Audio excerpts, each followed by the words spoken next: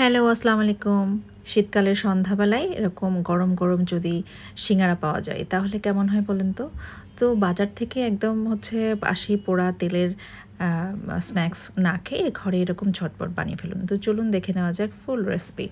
এখানে আমি ময়দাটা একটু ডো করে রেখেছিলাম একটু শক্ত করে তেল, লবণ আর কালো জিরা দিয়ে। তো বেশি নরম করা যাবে না। আর এখানে আমি রেখেছিলাম যে সবগুলো মসলা, পেঁয়াজ, কাঁচামরিচ, ধনিয়াপাতা, টমেটো আর হচ্ছে আদা রসুন কুচি।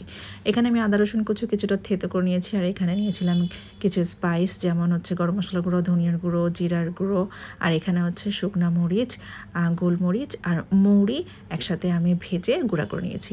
এখানে আমি আলুর সাথে কয়েকটা ফুলকপিও সিদ্ধ করে নিয়েছি। আলুগুলো আমি হাতে পুরোপুরি ম্যাশ করা যাবে না, একটু আধা ভাঙা করে নিতে হবে। এখন আমি ভিতরের পুরটা রেডি করে নেব। তো কিছুটা তেল দিলাম, সরিষার তেল। তারপরে এখানে আমি আদা রসুন কুচি দিয়ে একটু ফোড়ন দিলাম, তারপরে পেঁয়াজ দিয়ে দিলাম। পেঁয়াজটা হালকা নাড়াচাড়া করে দিয়ে দিলাম কাঁচা মরিচ। এখন দেব আমি আমার সবজি মানে আলু আর হচ্ছে ফুলকপি।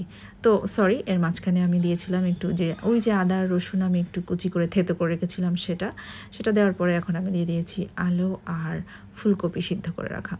তো এটা দিয়ে ভালোভাবে একটু নাড়াচাড়া করতে হবে, মশলা টশলা সব দিয়ে।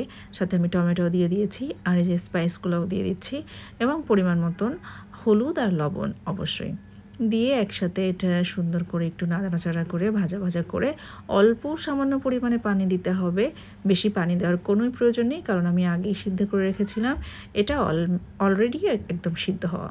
সো অল্প পানি দিয়ে জাস্ট মশলাটার ভিতরে ঢোকার জন্য, ঘ্রাণটা আসার জন্যই মেনলি অল্প পানি দিয়ে ধনিয়া পাতা দিয়ে গার্নিশ করে একদম মাখা যখন হয়ে যাবে আলুগুলো বা আলু সবজি যেটা ভিতরের যে পুরটা আপনি দিবেন সেটা নামিয়ে ফেলতে হবে। হ্যাঁ, আর হ্যাঁ, ওখানে অবশ্যই আপনি মটরশুঁটি দিতে পারেন, ছোলা সিদ্ধ দিতে পারেন কিংবা বাদাম দিতে পারেন। তো আমার এগুলো পছন্দ না দেখে আমি দিইনি।